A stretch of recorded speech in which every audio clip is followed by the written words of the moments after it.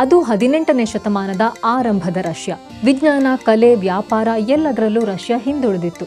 ಆದರೆ ಆ ನಾಡಿನ ರಾಜ ಜಾರ್ ಪೀಟರ್ ದಿ ಗ್ರೇಟ್ ಹೊಸ ರಷ್ಯಾವನ್ನ ನಿರ್ಮಿಸೋ ಕನಸು ಕಾಣ್ತಾ ಇದ್ದ. ಹಾಗಾಗಿ ಮಾಸ್ಕೋ ನಗರದ ಹಿಮದ ನಡುವೆ ಹೊಸ ಯುಗವೊಂದರ ಆರಂಭದ ಬೆಳಕು ಇನ್ನೇನು ಮೂಡ್ತಾ ಇತ್ತು. ಅವನ ಕನಸು ಏನಪ್ಪಾ ಅಂದ್ರೆ ರಷ್ಯಾವನ್ನ ಯುರೋಪ್ನ ಹಾಗೆ ಆಧುನಿಕ ರಾಷ್ಟ್ರವನ್ನಾಗಿ ಮಾಡೋದು. ಹಳೆಯ ಸಂಪ್ರದಾಯಗಳಿಂದ ಕಟ್ಟಿ ಹಾಕಿದ್ದ ನಾಡಿಗೆ ವಿಜ್ಞಾನ, ನೌಕಾಪಡೆ, ಆಧುನಿಕ ಶಿಕ್ಷಣವನ್ನ ತರೋದು. ಆದ್ರೆ ಅದು ಕನಸು ಕಂಡಷ್ಟು ಸುಲಭ ಆಗಿರ್ಲಿಲ್ಲ. ಇದೇ ಹೊತ್ತಲ್ಲಿ ಅವನ ಜೀವನಕ್ಕೆ ಹೆಣ್ಣೊಬ್ಳು ಬಂದ್ಲು. ಅವಳ ಹೆಸರು ಮಾರ್ತಾ.